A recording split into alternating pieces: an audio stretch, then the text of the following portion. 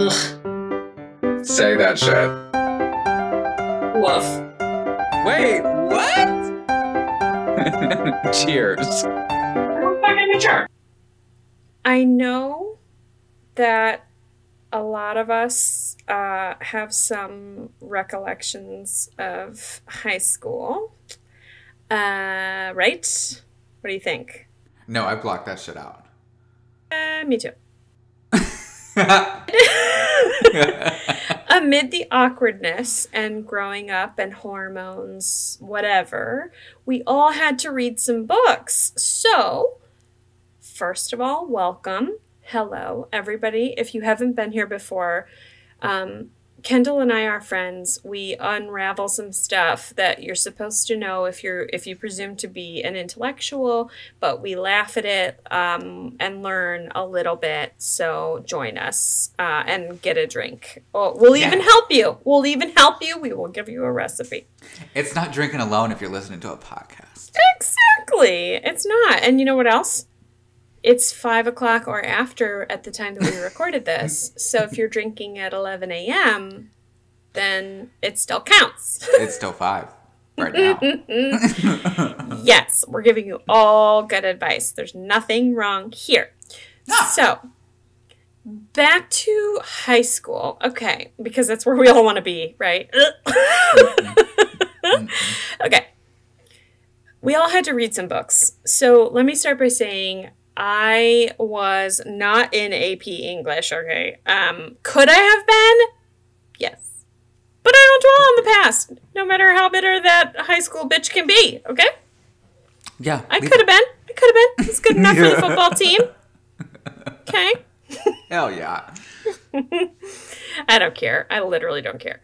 I'm gonna need this probably to be a two-parter, Kendall, because I can't fit all of this into one episode. I had to just stop, like, as I was writing my notes, because I was just going, and I'm like, okay, I'm not even halfway through where I want to be. So we're just gonna dive in. We'll see how interesting it is, and if it's good enough, then we'll do a part 2 later. Then we'll come back. I love it. Okay? Does that sound good? Let's try it on for size. Let's do see it. how much we actually fucking remember. Oh my God. I bet more than you think. Okay. And our English teachers will be so proud with their cocktails in their hand, which I'm sure they have. Right. If they're teachers, they're getting fucked up. That's right. That's what I've come to learn. As they should, as God That's intended. right. Okay. So, question of the episode. We always start with a question of the episode if you're new here. If you're not, we always start with a question of the episode, as you know. Here we go. Was there any book that you read in high school that stuck with you? It's really fine if there wasn't, but I'm curious to know if there was. Yes. So, like, the only book that I read cover to cover, and I shit you not, I mean that, cover to fucking cover. That's not, okay, I like those weird Lemony Snicket books when I was, but that wasn't high school. High school, the only book I read cover to cover was The Freedom Riders. Oh. And what drew you to that? Why? I had no idea, and I don't think that it was part of any curriculum that I was taking. I think that it, like, literally was something like I heard they were making a movie about, and I just read it, and I loved it. And now I can't tell you a goddamn thing about it. It doesn't matter. At the time, it was captivating to you. Loved it, yeah. Hid it. Okay. Hid it under my bed for, like, safekeeping. Oh, babe, that's really, there's something really magical about that experience and about having that connection. It's like a first date or whatever. It's like, no. And then all of a sudden, yes. Yes. I love that feeling. That feeling's really exciting. And a really good book can do that for you. Absolutely. Not a mediocre book, a really good book. I mean, that just really speaks to you. By the way, before I move on, I just need to mention, Kendall and I are changing up our system a little bit about how we're communicating to each other as we're preparing for him to leave and live in a schoolie and travel around and do the podcast remotely. So I had to text him because he can't see me as we're speaking, but I look like a Supreme Court justice. Yes, she does. Because I have a blanket over me because it's chilly. So I just wanted to acknowledge that I have a literal, like, I'm going to hold it up. Kendall, you can't see at the moment, but it is a true blanket because I just wanted to address the elephant in the room before we move on. Mrs. Ward. Justice. Hello, Justice Ward. Hello. Never. Oh, I love the sound of that. Please. Never. No? I have way too much emotion to handle any kind of justice system. Way too much emotion. That might be exactly the kind of justice we need, though. They don't have enough pills for that, honey. They don't have enough. They don't have enough alcohol, pills. They don't have anything that can calm me down enough to do that on a daily basis. I'm against capital punishment, but then he did what? Oh yeah, right over there, just right over there. I'm sorry. I'm against capital punishment, but he told me my shoes look like shit. Okay, that's fine. We're just gonna fry him. That's fine. He'll learn his lesson, and so will the others. Right. Anyway, see, this is why I should never be in a position of power. Okay. You get that power, girl. You get that power. Oh my God. Wow. I derailed that. Sorry, everyone. Here we go. Okay. So I'm really happy that you had one that just spoke to you. It doesn't matter that it was one that was assigned to you, a book, or if it was just one that you found on your own. It doesn't matter. It's just something that as you were growing and learning and in this really awkward place where every teenager is, you found something. So I'm just going to say, for the record, not to call out Greg, my husband, but not to be that person, but I asked him today as I was writing these notes what books stuck with him, because I just wanted to get the research. I wanted to collect a consensus and if there was something. And he said, well, the only book I remember having to read was To Kill a Mockingbird. So I said, was there any special reason that resonated with you? And he was like, no, I just remember having to read it. No, I don't even remember anything that it was about. I don't know. Boo Radley. I don't know. So, okay. Cool. Okay. So, is that how you are? What is yours? So good question. Thank you, sir. Thank you, you gentlemen, for asking. For me, it was A Separate Piece, which was written by John Knowles. No relation to Beyonce. Oof. That would have been a lot of money. Different Knowles. Mm-hmm. I really, really loved this book. And I was not a reader of assigned books when I was in any middle school or high school. I didn't do that. I was very much a player of the system and how much can I get away with by just cheating and pretending like I knew what the story was, right? Me too. Because I didn't want to sit down and read it. Well, and you've got 5 classes, and each class wants you to read 3 different textbooks and then a book. And I'm like, dude. Thank you, sir. That is exactly right. And it was overwhelming enough. And then if it was a book that you maybe weren't initially drawn to in the first place, because you're like, I don't know, they're just throwing this in front of me. I have no idea what this is even about. I was like, no, I'm not doing this. I will not be doing this. Thank you for your time. I will not be doing this.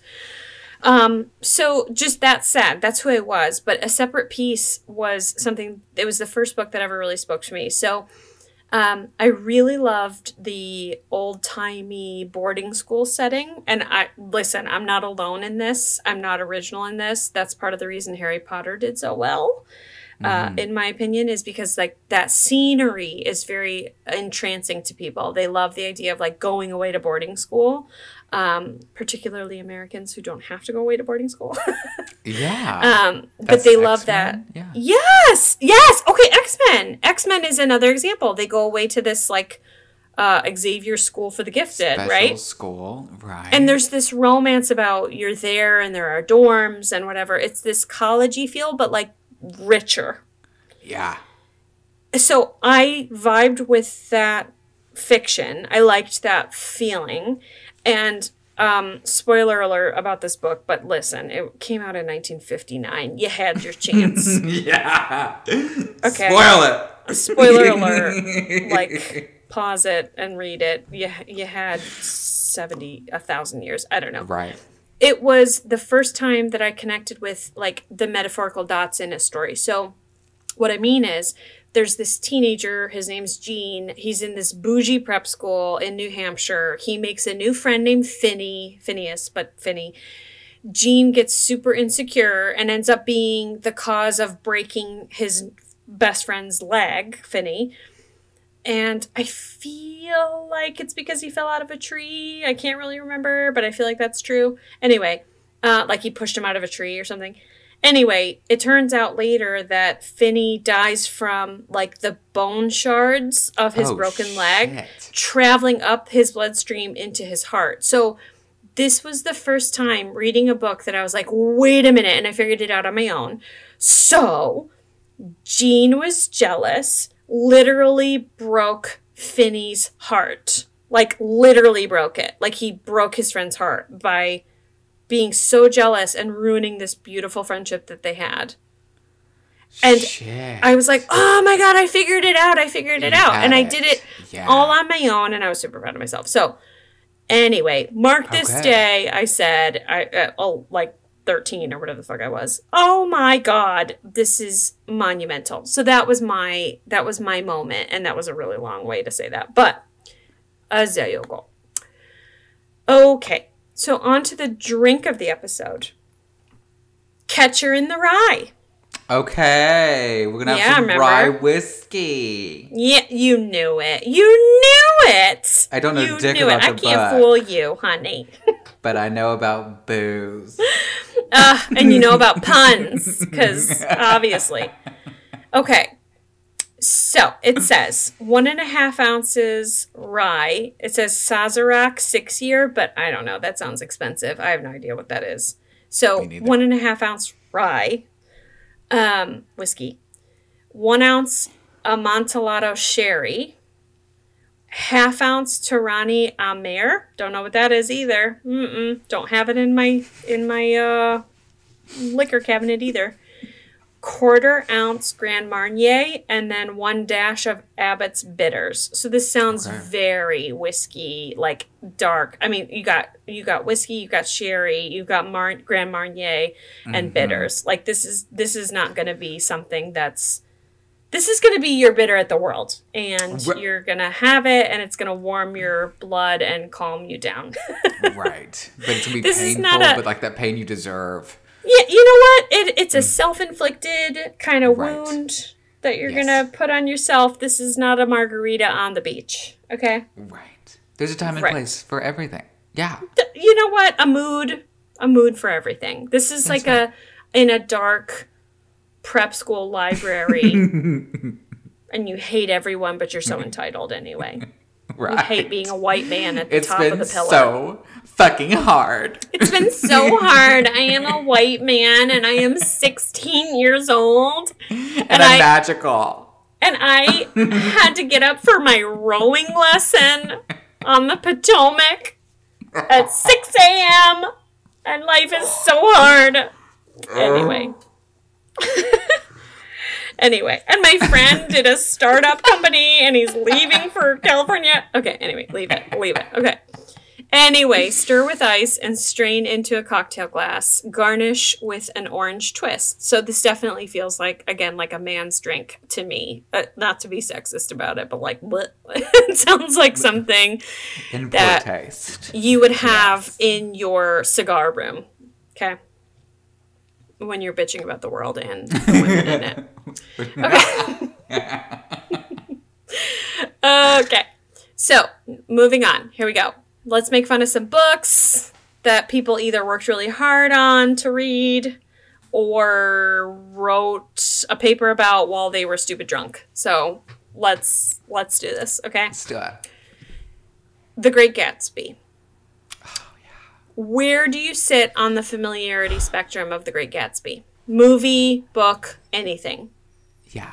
A literal none. Nothing? I haven't seen the movie. I haven't read the book. Okay. I don't know anything about it. And I've heard that I would really, really dig the book. But I've got nothing. Okay. I like coming into this with some background on your side of it. So I am going to be honest with you. I did not really vibe with this book at the time when I read it in high school. I was like, I don't know. Blah, blah, rich people, they have parties, and then someone gets hit by a car. I don't know. What? It's not giving anything away. Don't worry. But no, girl, ruin it. I had 75 years. No worries. It's fine. Who is it? We don't know. But I will say, when I got older, I read it again and I understood kind of like its depths and I really liked it. So okay. Yeah, no, I did. I just needed to kind of grow up before I could register what my English class was trying to throw at me. I got you. I wasn't there. I was slow to develop. Okay, it's fine. Right, we were preoccupied. Yeah, we were young for our age. Mm-hmm. So, actually, there's a lot of beauty. There's a lot of tragedy in The Great Gatsby. So, for one, in the story, there's a light on the other side of the dock. And again, I'm not giving anything away. I'm being very careful just for people who haven't read it yet, or just in case you hadn't. So I'm glad that you still have this to look forward to. But there's this light at the end of the dock of Gatsby's like estate, which is a really, really beautiful metaphor for the process, in my opinion, the process of like longing for your goal. Just you see that light at the end of the tunnel kind of thing. It's across the river or the lake or whatever, and it's just this thing that you can't reach, but you're aiming for it. And it's a very well written piece in that sense. And then, okay, there's Jay Gatsby. He is the Leonardo DiCaprio in the commercials, right? Of the and the gifts that we all send to each other of like, cheers. Mm-hmm. Anyway, his name in the book was actually James Gatz, and he tried to go to school. He dropped out because he hated having to be like a janitor or something to pay the bills.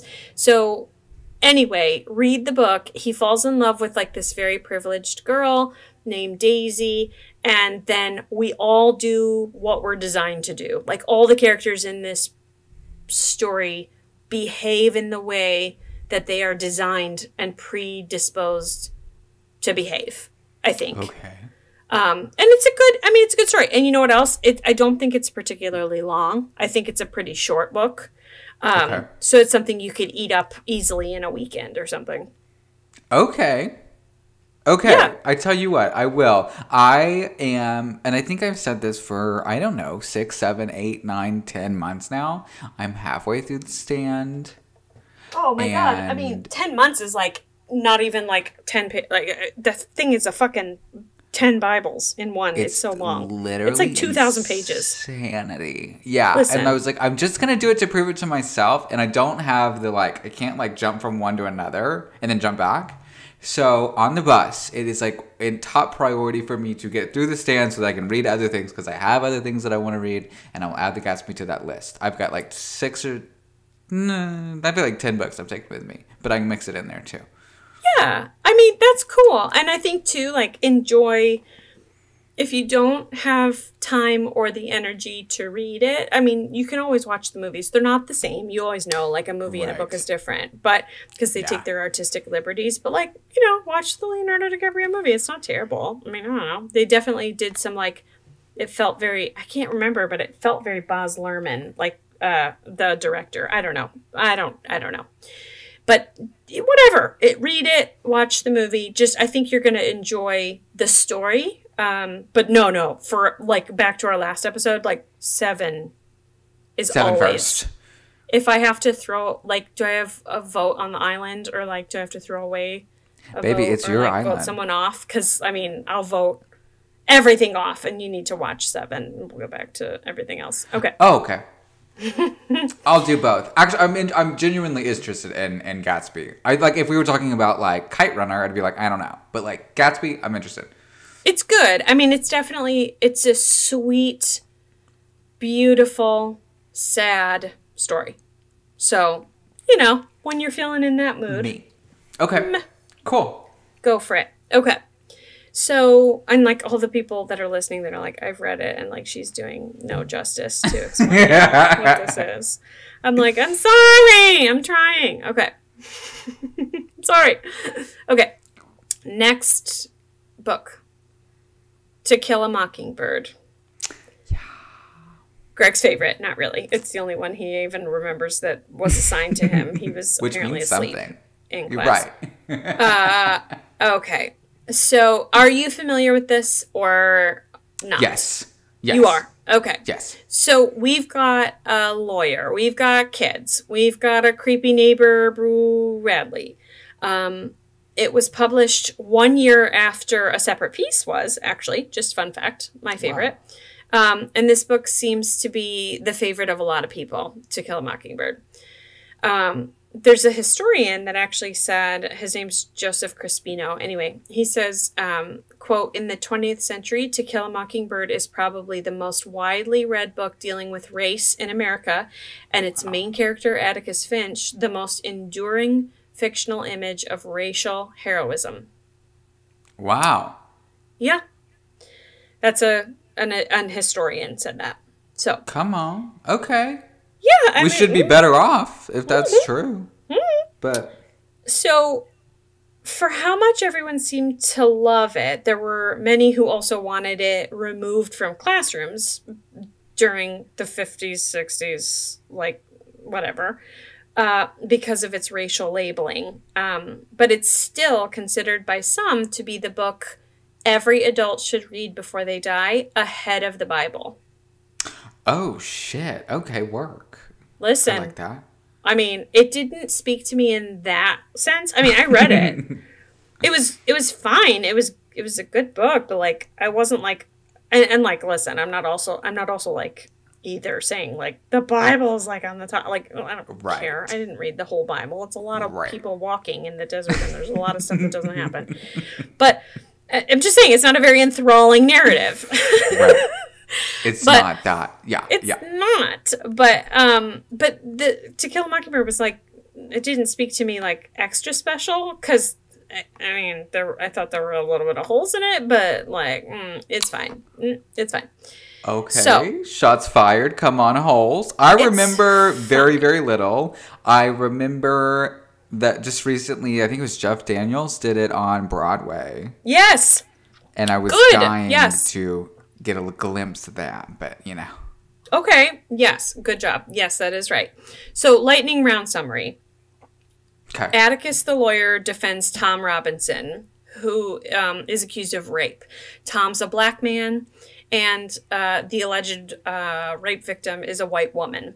So, this is all told through the perspective of Atticus's kid, his daughter, Scout. The town is basically like, why is your dad defending this black guy, though? Because, like, he's black and, like, obviously should be guilty of everything that he's ever, like, every sin that any white person could ever think of, the black person probably did it. Right. So, I mean, they say it in a different way. They use a little bit of some N-favored language. Mm-hmm. Which is just the gem in the crown of white society that makes me so proud. It's just cringy, to have no melanin in my skin. Yeah. Just.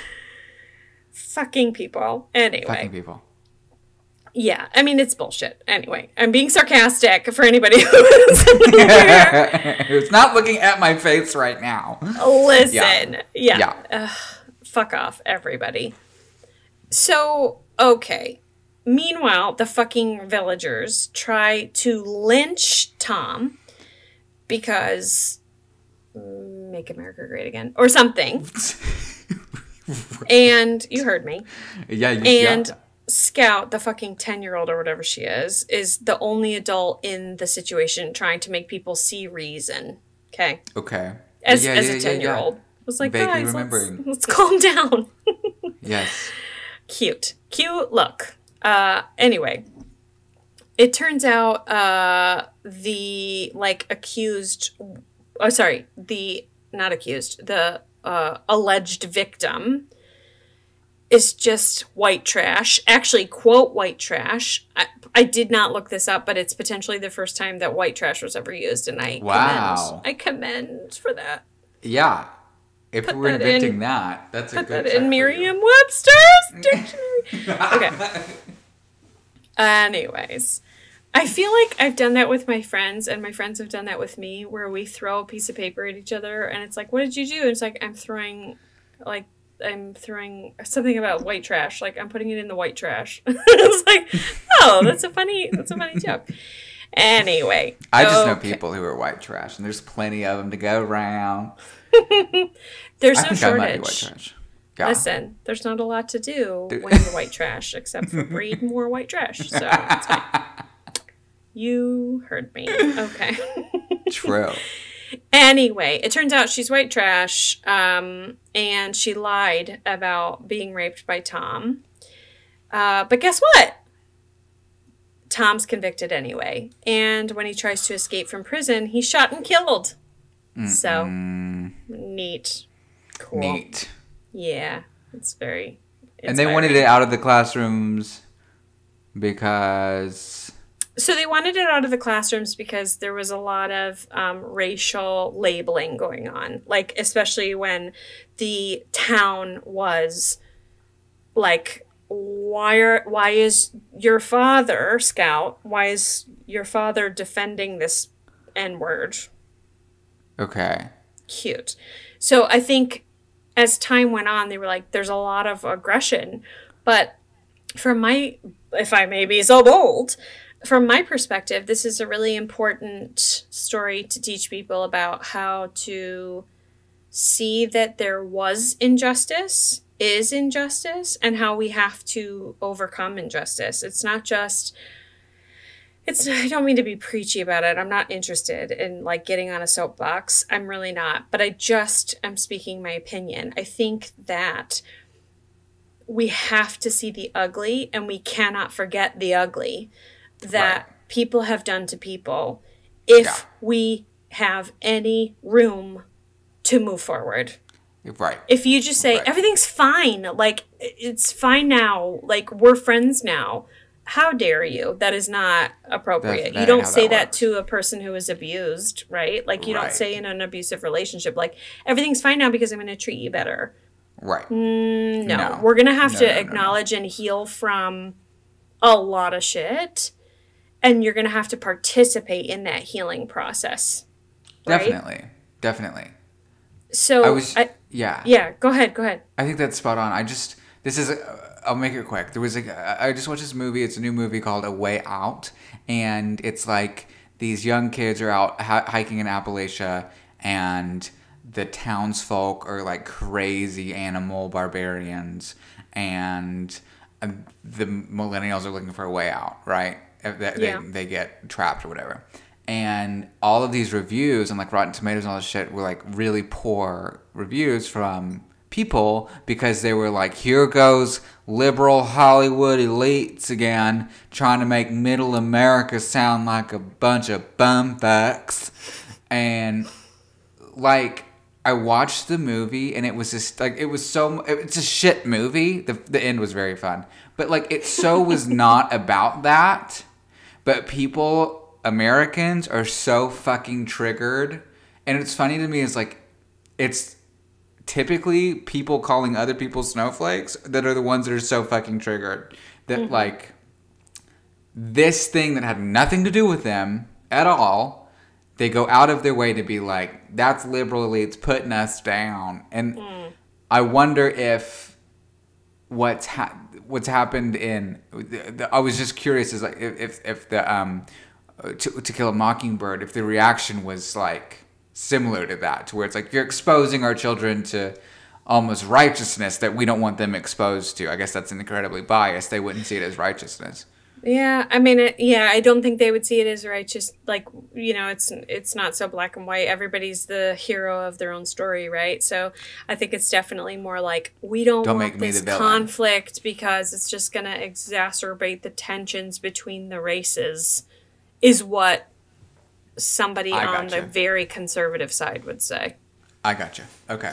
And then on the more liberal side, I think they would say something like, no, we should be exposing what happened, because this story by Harper Lee was actually based on a similar, not specific individuals, but based on a similar experience that she had as a child, as a 10-year-old, Right. like being scout in this story. Right. So it's not something that she just pulled out of her ass and had the entitlement as a white lady to say. It was something that she experienced in some way and was like, this has some poetic reason to tell, like we should tell this story and make sure that other people understand it. So I'm so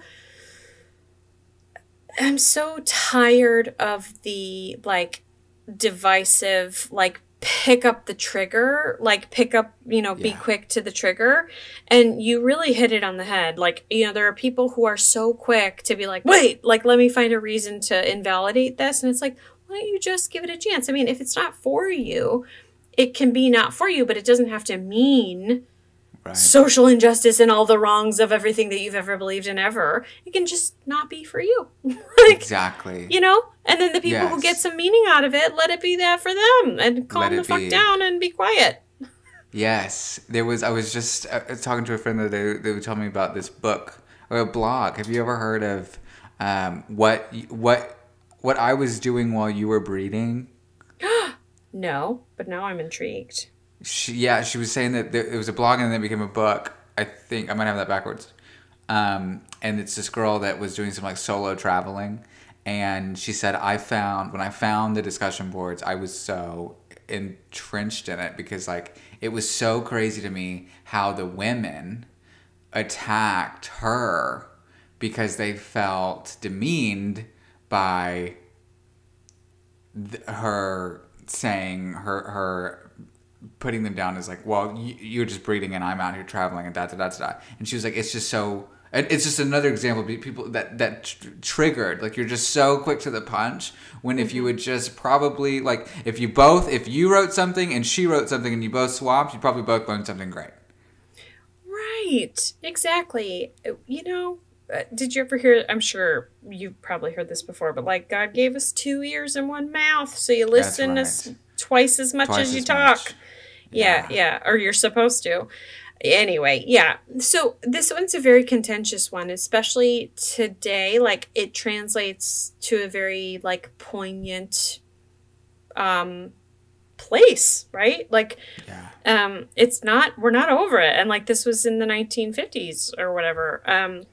So what ends up happening in this story is, long story short, again, spoilers, guys, but like you had a minute, so I'm not sorry, is the neighbor who's like super, I don't know, an introvert, vibing with him, especially in 2020, Boo Radley. Everybody's afraid of him, whatever. He ends up like saving the kids, like Scout and I think Jem is the other name of the kid. Anyway, saves the 2 kids from like one of the bigots that's like coming at them. Because remember, their dad is the lawyer defending the black guy. Right. And so there's this quote on Wikipedia that I really liked. So it says, the sheriff decides that to protect Boo's privacy, he will report that Yule simply fell on his own knife during the attack, rather than like Boo stabbed him or that Jem, the kid, stabbed him. Because I feel like the kid might have done it. But anyway, the point is, the sheriff decides that to protect Boo's privacy, he will report that Yule simply fell on his own knife. And I feel like they write this in a way that the sheriff is like a good guy. Mm-hmm. But that's not honest, is it? And like, if I'm sorry to be that person, sorry not sorry, but if Boo was the black neighbor, right? I'm sorry, I don't mean to turn it into something that it isn't, but it does make me wonder that how that would happen if Boo was a black man. It wouldn't happen, right? The sheriff would have been like, listen, we'll protect him. He saved these kids. I hope. Right, you can hope. people would be good. Right. Seems to be the whole point of the story that people aren't. And so this is just a compounding example of people getting away with things that they shouldn't. And there's a racial divide here. And like, exactly. I know they didn't mean it this way. I mean, Harper Lee didn't write it this way. Like, she was just trying to be like, oh, this like crazy guy, like, help the kids. So like, we're going to do a solid for you. Wink, wink. Like, you know, whatever. But it's just interesting to me in a story that's so racially tense. Mm-hmm. That here's some white privilege on top. Yeah. That I don't think they meant as white privilege. I think it was just like, oh, and then like, oh, thanks, you did a good thing, like, wink, you know. Right. Anyway, take that away. Go do your homework. Interesting. Okay. Yeah. So I just, when I looked back at that for this research, I felt a little, because again, just in the time that we live in now, I saw it differently than I did, you know, in 2001. Oh, hell yeah. Yeah. So, okay, moving on. So on that happy note, we are now on to another tragedy, which is Romeo and Juliet. Super quick on this one. Don't worry. Here's what I remember from this. Also, Leonardo DiCaprio, 2 for 3. We've got Great Gatsby. We've got Great Gatsby, and we've got Romeo and Juliet. Eh? He's got a monopoly. He's got the McDonald's monopoly. Okay. Shakespeare's version, I remember, is like... first of all, are you familiar with Romeo and Juliet? Did you cover that at all in school? I mean, like, I think we read it 6 times, and I don't fucking remember anything. I remember, I mean, obviously, like, the thing to remember, but, like, between Macbeth and that and, like, any other Shakespeare, I'm like, fuck me, girl, I don't know. I just don't. And Shakespeare's another language, right? I mean, literally. Shakespeare's another language. So you gotta, like, tune in. And also, if you're 16 or whatever it is, 15, it is very fucking hard to do. Absolutely. When I watch Shakespeare now, which is not often at all, and also when Greg's not around because he can't handle it and he doesn't speak Shakespeare, I'll turn it on. I have to turn the subtitles on because it's not because of the accents or whatever. Like, I'm totally fluent in understanding the accents. It's about the language. I cannot follow the story if I don't see the words in front of me because it's going too fast for my brain to handle. And that's just the way Shakespeare is. But, okay. So, here's what I remember from this. A rose by any other name would smell as sweet. And that's just... I think Juliet said that. And it just means if you were named Romeo or fucking Wreck-It Ralph, you'd be just as hot to me. That's what it means. That's all it means. So that takes some deciphering. Yeah, I can translate.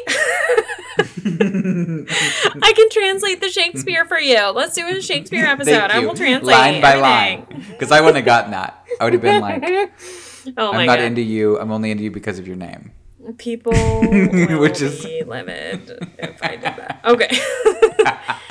So, in this story, we've got star-crossed lovers. That's where it comes from, that star-crossed lovers thing. The dueling families, the Montagues and the Capulets.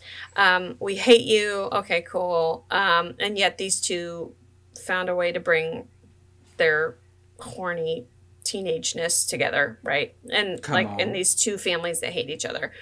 So fate. Long story short, we can't be together. No one gets us, but we're going to be together anyway. We'll sneak around on Snapchat. I paraphrase. Oh my God. I lost my earpiece again for the 7th time. Now, okay, so fast forward. Juliet's dead. Oh no! Romeo poisons himself and lays next to her in a very, emotional teenage gesture. Mm-hmm. But wait, Juliet's not dead. Whoopsie daisy. Wait, okay, fuck. I don't remember any of this. Really? Yeah, really. So, okay. So, yeah, let me slow down. So, Juliet is dead, we think. oh no, Romeo is like, I am going to kill myself. I'll take the poison. I'll kill myself. I'm going to lay next to her because I don't want to live without her. So as he's dying, Juliet wakes up because she's not really dead. It was a trick for like her family or whatever. And then like classic mix up. Fucking hell. Whoopsie daisy. So Juliet wakes up refreshed and ready for a mimosa. Mm-mm. When she sees well rested, her hair is perfect, the sun is beaming. And when she sees Romeo is dead next to her, she does the next reasonable thing that you do. And we'll talk about her age in a second. She takes his knife that he just carries around, because as you do, and stabs herself to death to be with him. So, whoop, whoop, whoop. I mean, he thought she was dead. She thought he was dead. She's dead. Now they're both dead. Yeah. So, I just want to add the little detail that Juliet is 13 years old in this. Jesus. And Shakespeare never gave a specific age to Romeo, but they guess it's around 16. It could be as old as 21, so that's a little gross. I mean, 21 and 13 is a little bit statutory, but, you know, whatever. Different times, you know. Yes. Different strokes for different folks. Kill me. Okay, that's fine. Anyway, so that's Romeo and Juliet. I mean, that's the vibe. I mean, there's some other characters and things that happen along the way. Hilarity ensues. You have a good time, and everyone ends up fucking dead. But that's the story. Spoilers. You just reminded me with the statutory rape thing. This is so off topic, but I'll make it so fast. Yeah. My God, I was such a sneaky little queer bag. Not really. This is so gross. So I had girlfriends in high school, obviously, because I wasn't gay. Mm-hmm. And obviously not. I mean, my God. Until you chose to be, right? And then I chose it because it just looked easier, you know? It just looked like it was more fun. And so I had a much younger girlfriend at one point in high school. I think I was in high school and she was in middle school. So thank you for that. She was in like 8th grade when I was in like 9th, something like that. And in my head, I was like, this is a great excuse to never touch her. That's cute. I can't touch you or kiss you because your mom could get mad at me at any second. And she could say that I did statutory rape. Way to work the system that was already against you. I feel like you found a loophole in that contract, honey. Right. Yeah. Meanwhile, right. Yeah. We'll leave that out. Yeah. No, that's kind of amazing. I love that. I love it. Okay. So, next story. We're almost done here, but next story. Lord of the Flies. Did you read that? Yes. Fuck yes. Okay.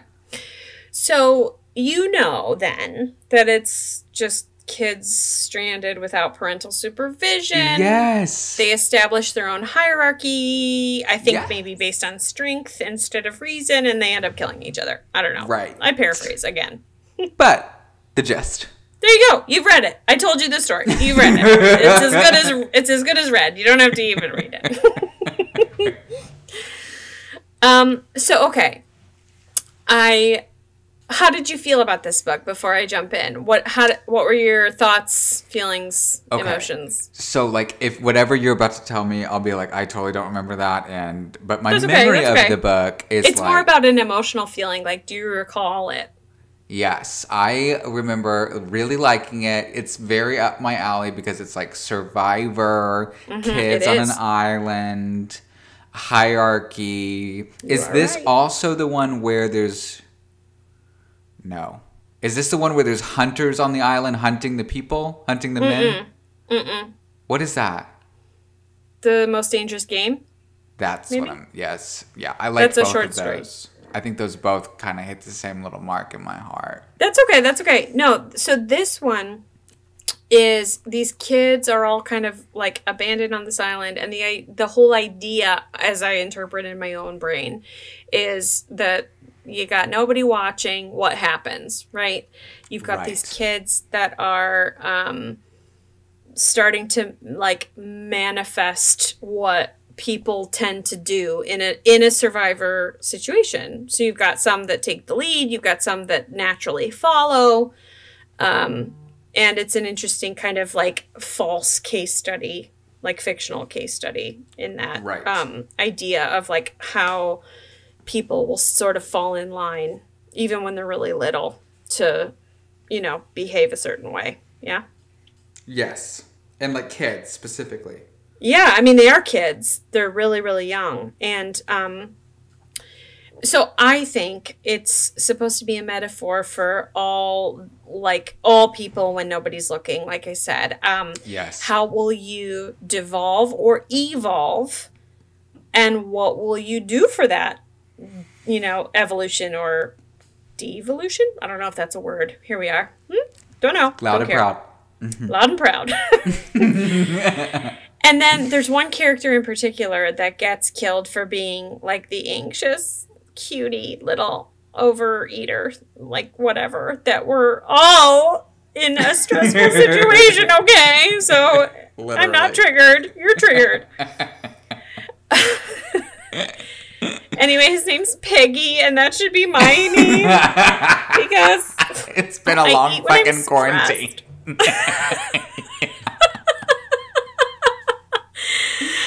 Yeah, okay.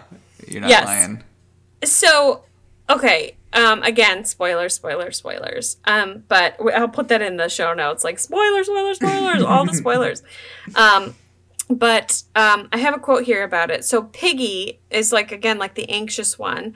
I love this quote like so much because it sums it up perfectly. And it takes me right back to high school when I actually skimmed the chapters.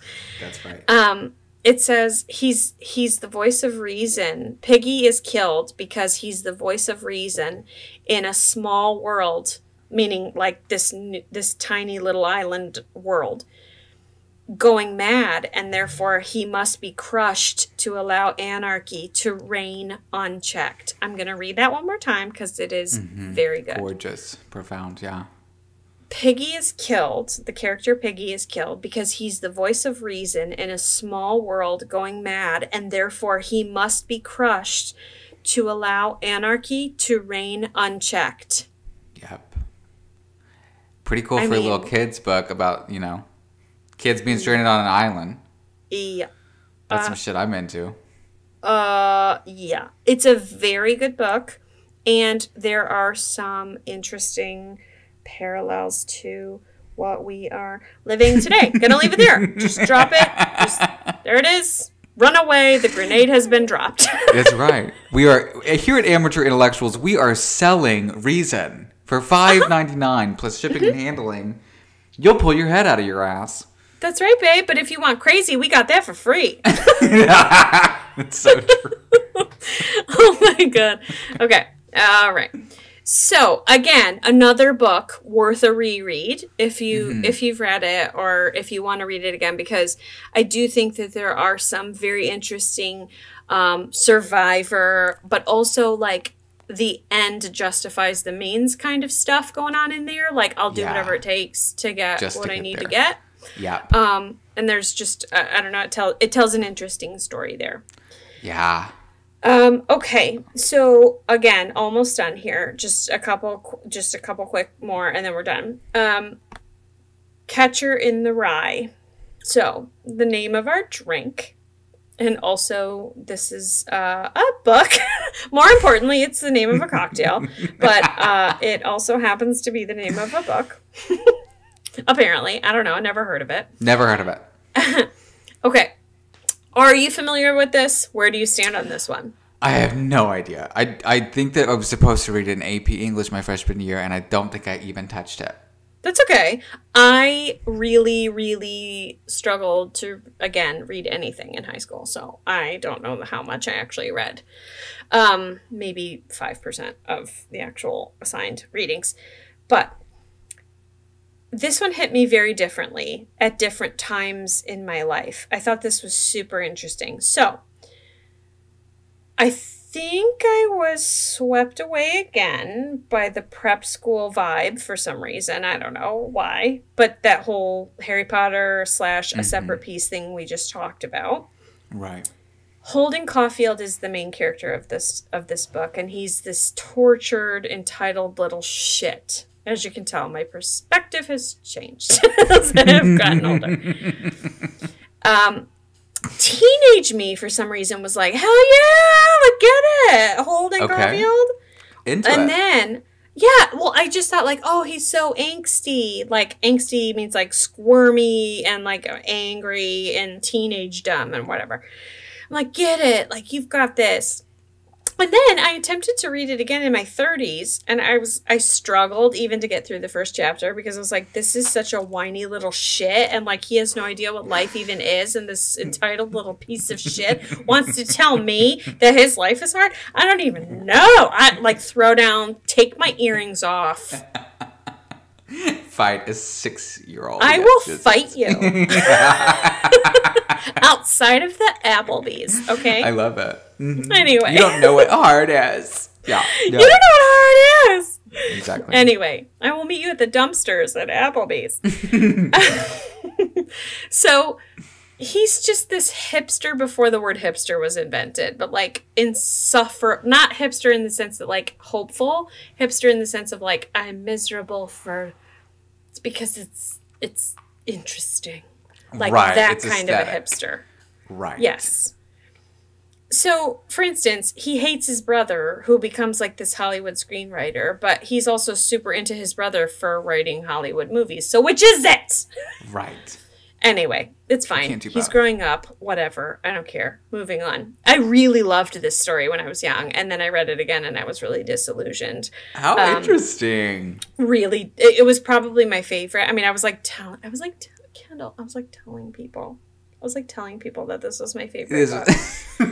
For 10 for like years. years. And then I went back and read it and was like, oh my God, how many people do I have to call right now and explain the situation? Oof. Anyway.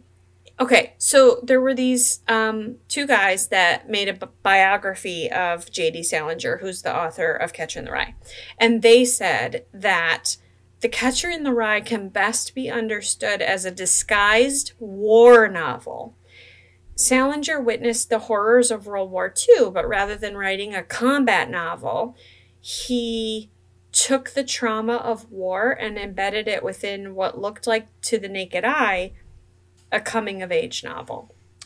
Interesting. I disagree, but listen. I love World War II stories. Oh my God, Atonement is another one that's just a masterpiece of a book and a movie, but we're not going to get into that. I love World War II stuff. I love the people persevering through adversity. I don't feel like that's what was done here, but... That wasn't it. Listen, I change my mind. Change my... World, change my mind. Write us, email us. I am willing to hear your opinions. Until then, I'm right. So, moving on.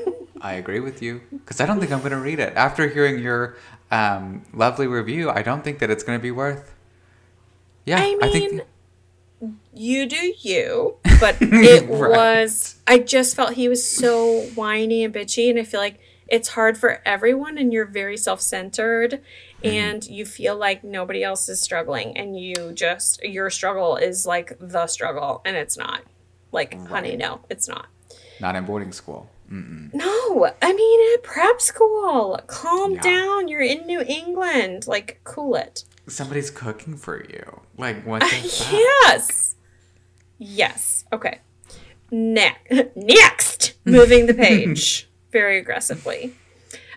The Scarlet Letter by Nathaniel Hawthorne. Have you read this book before? Are you familiar with it? Where do you stand? I did read it. I remember, I think I remember most of it. Okay. There was also a movie with Demi Moore in it. Yes. Yes. Cameron Diaz. What? No? Was it Demi Moore? Demi Moore. Was Cameron Diaz that was the other one. School teacher, but something A. I mean, Easy A was with Emma Stone. A Okay, that's what I'm masterpiece thinking that of. they should I teach think in that's what I'm schools. thinking of. But Cameron Diaz was Bad Teacher. I'm trying to follow. Sorry, I'm all over the place. I do remember this book, though. Okay.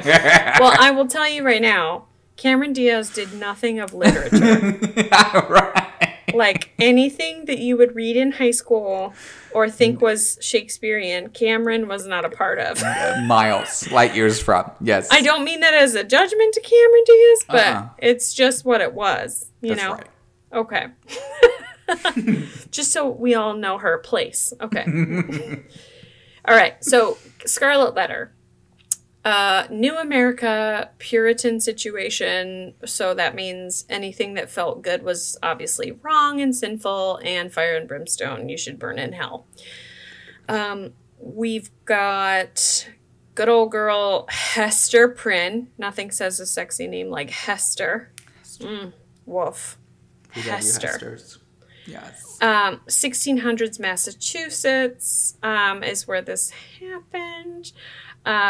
She got preggers without her husband, who was not around. So, gasp, how did she get pregnant if her husband was not around? How could she possibly have done that? And it wasn't the devil, or was it the devil? I know. It was Who the knows? Lord. It was, what do they call that? They call that, this is the day the Lord has made. And No, the baby will be glad in it, or something. Yes. What do they call it? Oh my God, I can't believe I've forgotten. The miraculous... Yeah, the miraculous conception. Conception. Immaculate. Sorry. Immaculate conception. That's what My happened. mother's shouting at this podcast right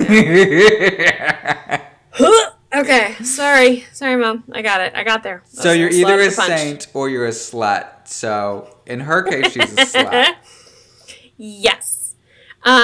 Also, in addition to being pregnant somehow mysteriously, she was also pretty. So God help her. God love her. God help her. Because I don't know if you know this, but like neighbors are going to hate on you extra if you're pretty and you somehow got pregnant. Like, obviously, there's some cahoots with the devil that you must be doing, or you're just a sinful lady, because you couldn't possibly be having a life in your own situation. So, anyway. She was tortured and put to public humiliation because, wait for it, it turns out that the local reverend was the baby's daddy. And she didn't ever say that that's who the baby's father was because she loved him. So, instead of shaming him so he could stay under the cloak and do his thing that he does, she suffered all the humiliation, including the townspeople's hate. Side note, also, just noticing, mobs are also a theme in a lot of these books. Noticing all the mobs that are coming at people to lynch and burn at the stake and stuff. Just saying. Animals. Seems to be a recurring theme. Just saying. Not animals. Also on the island. Yes. Yes. So then she's forced to wear an A, like the letter A, sewn into her clothes, which stands for adultery, a.k.a. sluttery, is what we would call it today in the vernacular. And we celebrate that shit. She's a sluttery maid. She conjures slut magic. She is a slut witch. Anyway, even though she thought she was a widow, the fact that she, got pregnant by anybody and was doing anything with anybody was adultery. So, cool. It doesn't matter, obviously. I mean, it turns out that, like, her husband came back and he was all, like, messed up and stuff. But it doesn't matter. She thought he was dead at the time. So, ain't no thing. Doesn't matter. You're a woman. You don't have an opinion. Burn her. Burn the witch.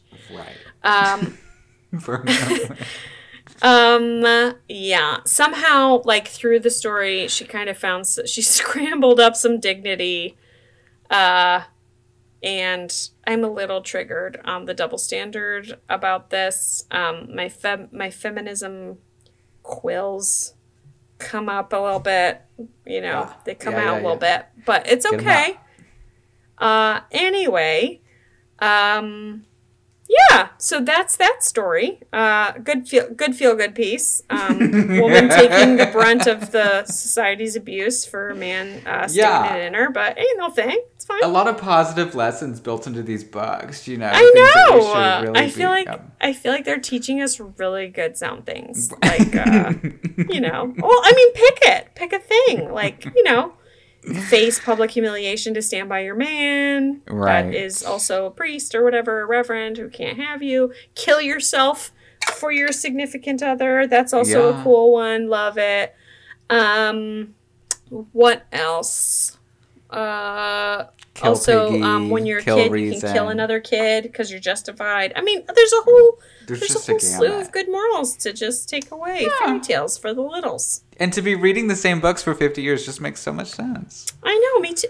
Agreed. I totally agree. I think that is so true. So, okay, here we go. That's all I have for my notes. However, here are the stories that I just wanted to acknowledge, and maybe we'll do a part 2 at some point if I feel like it. We'll see. Okay. Not going to lie. We'll see on our mood. Okay. We've got Macbeth. Okay. Just a good guy does horrible things. There you go. You read it. I'm helping. It's Shakespeare. I love that. I just translated it. There you go. Yeah. Also, Michael Fassbender plays Macbeth in That's a recent movie, and woof, that's the one to watch if you are so inclined. We've got Animal Farm. Not unlike Lord of the Flies. Okay, hold on, because I have that one. That one's in my list. So that one's wait. You've got Animal Farm on your list? Yeah, Animal Farm is on, I have the book in my stack going in the bus soon. Oh my god! Okay, awesome. Well, don't worry. I'm not giving anything away. This is like a next time list. This is to be continued. Okay. So it's like Lord of the Flies in the sense that they've got it all figured out, except in the end they don't. And in this case, Piggy doesn't die. It's more of a Pig Hitler situation. But it's fine. It's fine. You'll see. You'll see. Don't worry. 1984. Yes. Is another one. Hamlet. We had to read in high school. Frankenstein, Huckleberry Finn, The Crucible. Here we go. Ready? I'm going to do it super fast. The Crucible, The Odyssey, The Grapes of Wrath, Pride and Prejudice, Wuthering Heights, Death of a Salesman, Beowulf, Old Man and the Sea, Great Expectations, Othello, Oedipus Rex. Oof, that's a doozy one. He has sex with his mother. Also spoilers, but it's very old. Shit. It's fine. Jane Eyre. Wonderful story, dark, really sad and weird, but love it. The Giver and Of Mice and Men. So these are all the ones that I didn't even touch on, but I put in my notes as I was starting to fill them in, and I thought, oh my gosh, another time we have to run through these and touch on them because they're so interesting. Some of them I haven't heard of. Not heard of, but some of them were definitely not on our lists. Well, and some of these too, I wrote these as a general, this is what high schools read. I agree with you. There were some that I never was exposed to. So, for instance, 1984. Everybody talks about 1984. No class that I went through did I have to read 1984, nor did I have to read Frankenstein. I did read Hamlet. Mm-hmm. I did read Huck Finn. Did you? Yes.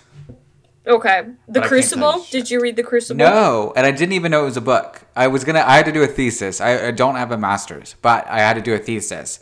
And I was going to name my project The Crucible. And they were like, what? And they told me about the book. And I was like, oh, didn't know that. Okay.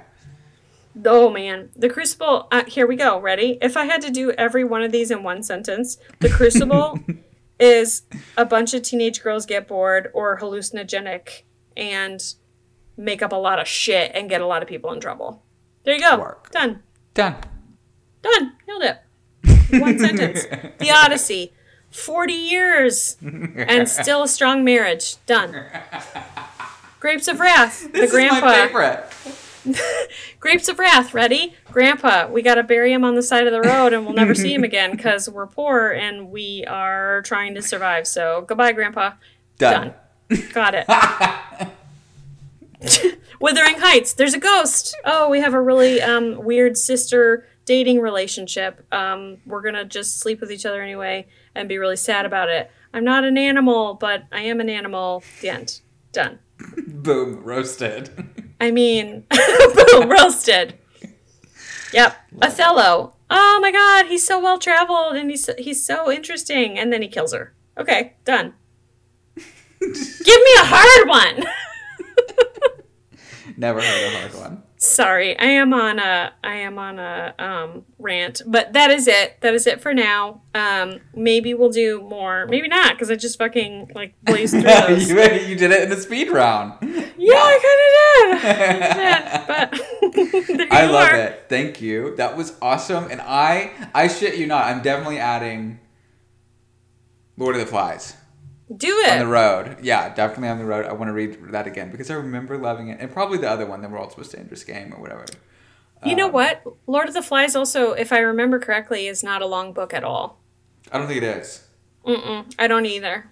And I already have Old Man in the Sea in my list. Oh, yeah. Also. Old Man in the Sea. Yep. You just mentioned that one. And I did not hear you mention Moby Dick, but I feel like Moby Dick might have been middle school.